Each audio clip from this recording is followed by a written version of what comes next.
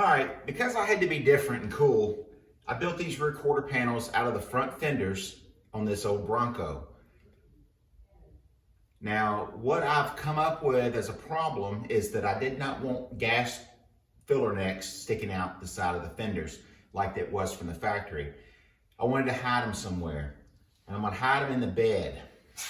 So I've taken different bits and pieces that were part of the factory unit, and I'm trying to incorporate them and maybe try to hide up in here somewhere, and then inside the top, reaching over the rail to get to the front auxiliary tank.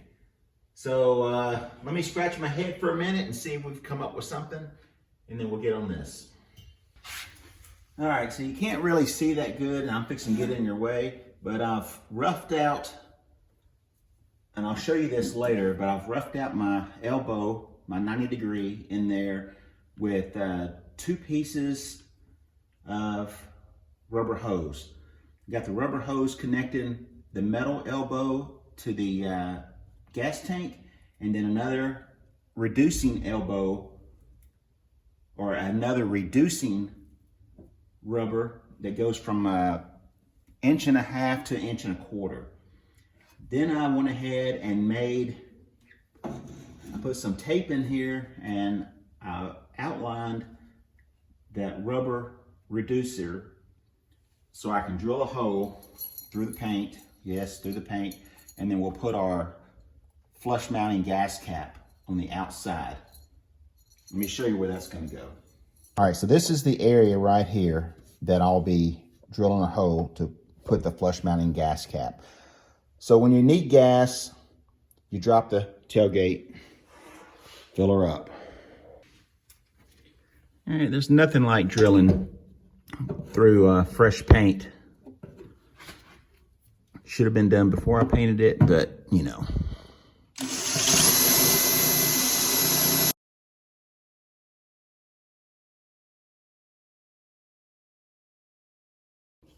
All right, so we managed to get the hole. And there we go. We have a hidden gas filler. So now what I need to do is determine how I want these screws to line up. 2 at the top, 1 at the top, 1 at the top. And let me get something to center this with. And what I'm going to go ahead and do is put the rubber hose on it so that'll center it and hold it in place. Then I'll mark these. Before we do that, go ahead and put some tape on this.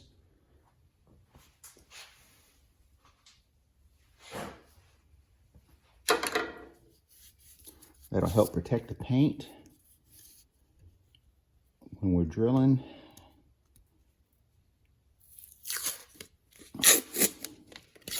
That's going to help us protect the paint. And in case we change our mind, I can redo the holes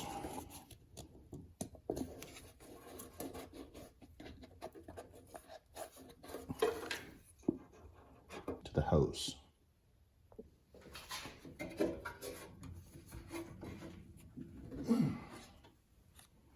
All right, there we go. That is snug as a bug in a rug.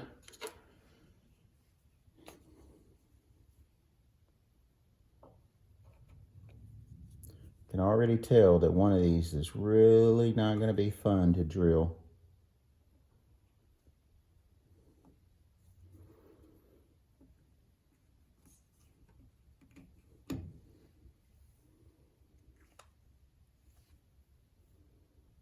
Any way to do it any easier? Probably not.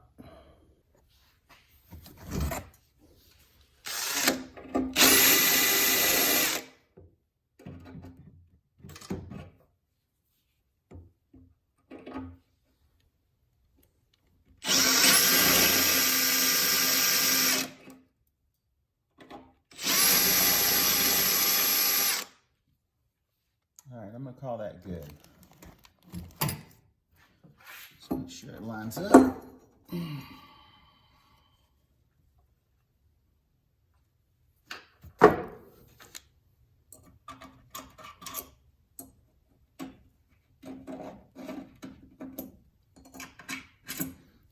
Everything lines up perfect. Now we got to run to the hardware store and get some tapered chrome or polished stainless nuts and bolts.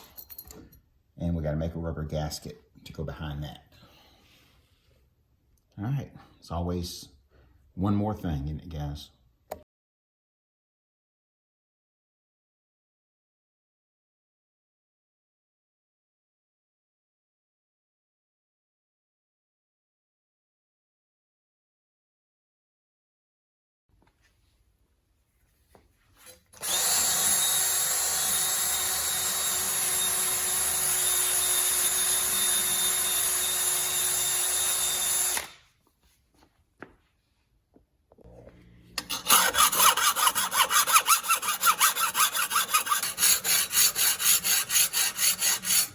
Got some crinkles right there where they drew this over the die when they bent it.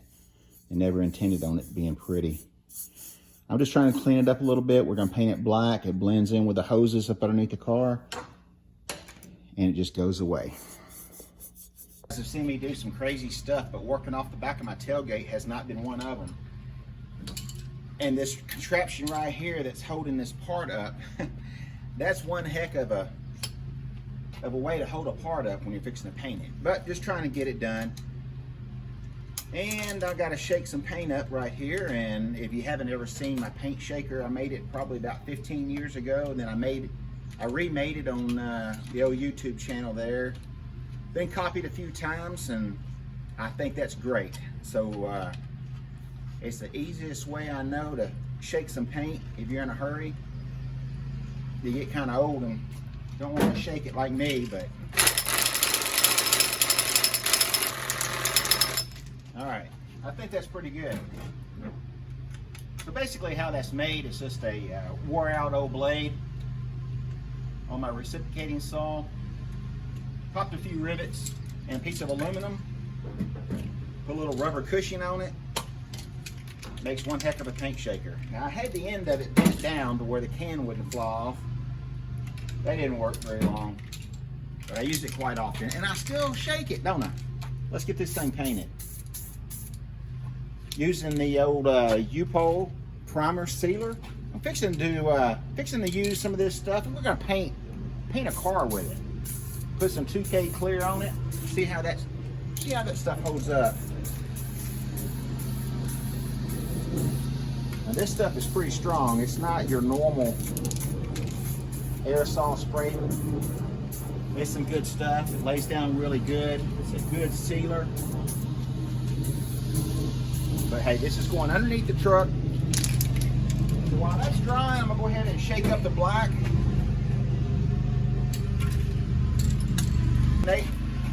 All you need to do these days to get your neighbor to cut his yard is to start videoing.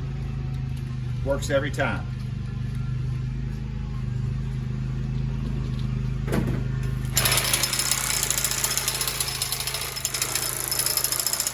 We'll give that a little while to dry. We'll be back in a minute.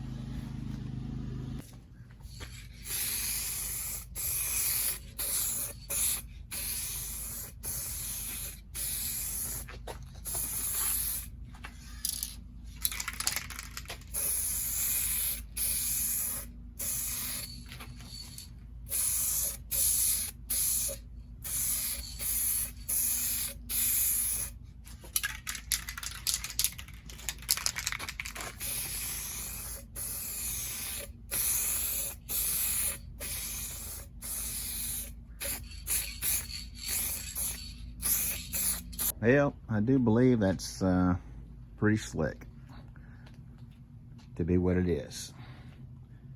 All right, let's get that to dry and we get put on. All right, so the paint's dry and I'm putting this little contraption that I made together. So I want to be able to get to the hose clamps and tighten them up in case they ever start leaking. So we want to make sure they're positioned right before we cinch down on them. So this is part steel, part rubber. I'm gonna trim this hose right here after we slide it up on there and see how much I can cut off. And then we'll get this all put together. and we'll have the main tank plumbed, only to have the auxiliary tank left to do.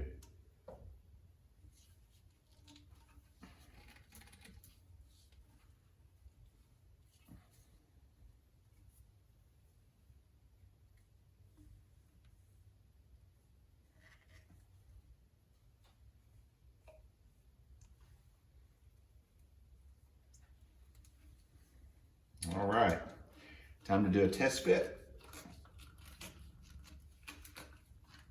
Pull it off and trim it.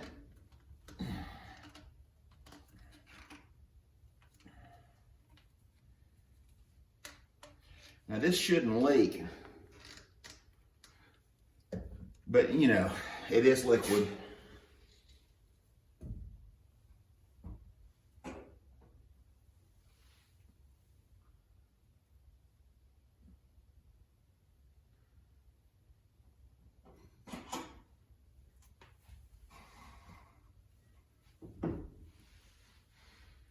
All right, it looks like we can probably cut off about 2 inches, leave about 1 inch, and we may need this on the other one. So let's go ahead and cut this off and slide her on.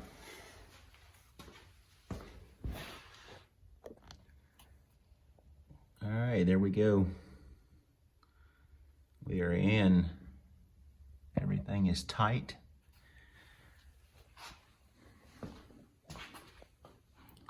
Looks good on this side too. It is just a gas filler, so no sense going overboard. No sense going overboard with it. It serves its purpose. It's hidden, and it looks like it should have been there from the factory. Now, let's move on to the next one. All right, so there sits the auxiliary gas tank and the filler neck and the vent tube and the sending unit.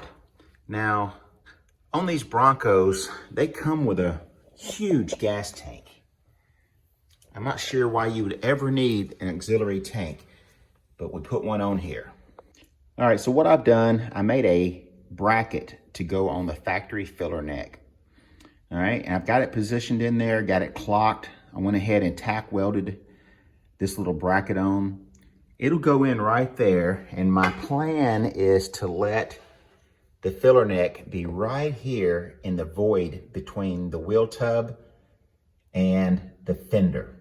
All right, so it's not as cool as putting it in back here, but putting it in back there in the bed served 2 problems. I was gonna have to lift it up to where it would clear, you could clear the fender right here by reaching over and be able to reach it without climbing in the bed. And it's an eyesore back there, and here it's hidden.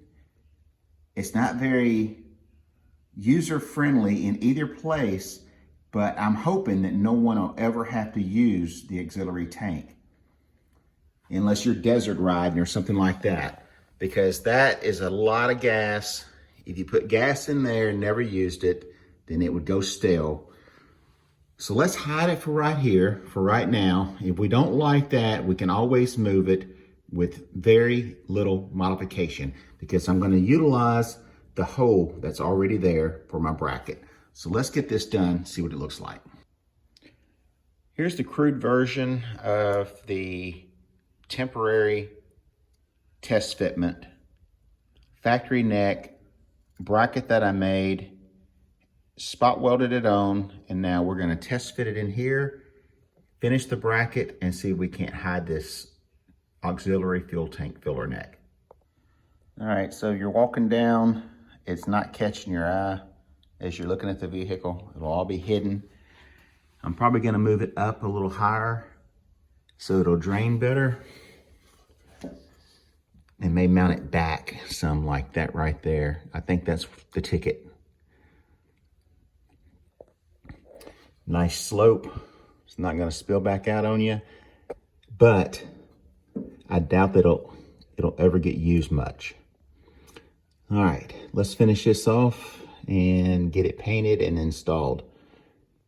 All right, so here's the bracket that I made on the side right here. Now we're gonna test fit everything and see what it looks like. Now I spot welded everything from the back side so that it's easy to clean up.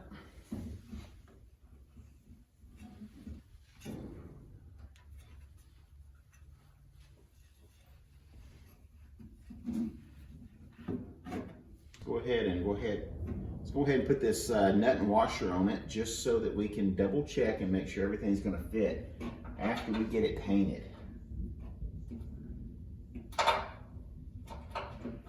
Once again, we're using an original hole that was already there. We don't have to go back and fix anything if we decide not to go this route. All right, so there we go. Simple, clean, effective. Now we need to get this thing in there. Go ahead and try to get it clocked about like I had it before.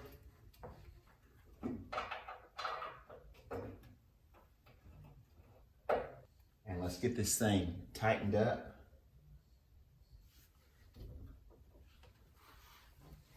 Let's take a closer look. Now you are zoomed in, you are in the fender well, and it looks big. But honestly, it's just hidden out of the way and it works perfectly. Now I'll probably end up painting the gas cap black because we don't want to see that. Now I've just got to put the 2 vent tubes in, and then we're going to clean this thing up. Get the doors adjusted, get the hood and fenders adjusted, one final buff, door handles and locks, and charge the AC, and it's done. All right, so for the main tank, there we go right there. Just unscrew it, fill her up. For the auxiliary tank, that you'll hardly ever use, if you do use it, it's going to be hidden right here. All you gotta do is open up. It almost goes away. So this isn't the cap for this one. I'll end up getting a new cap, paint it black, and there it goes. I've got gas tank vent tubes coming to go on these hoses. They should be here any day. Then there's your tube that goes back in. Both the tubes have been cut, welded. Everything's made perfectly to go in there. Little rubber connections.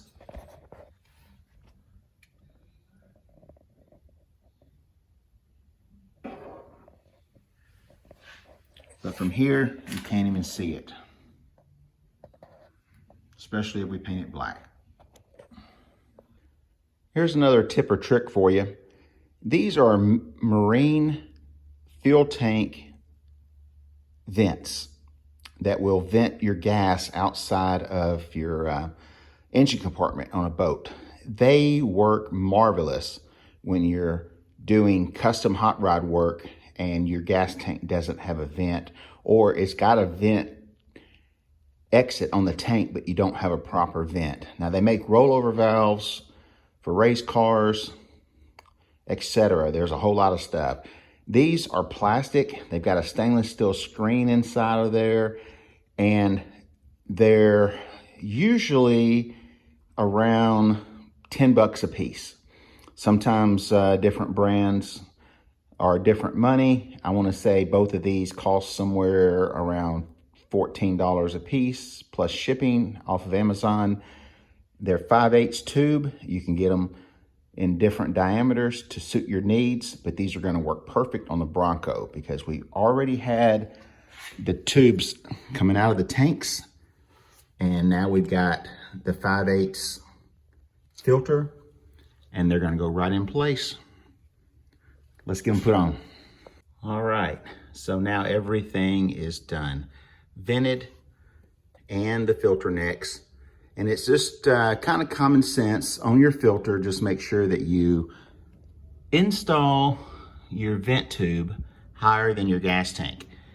You do not want it siphoning out. So there's the vent tube way up inside there, and we have got a little clamp that holds it in there that you can't see. Also utilizing a factory hole. All right, let's move on to the next project.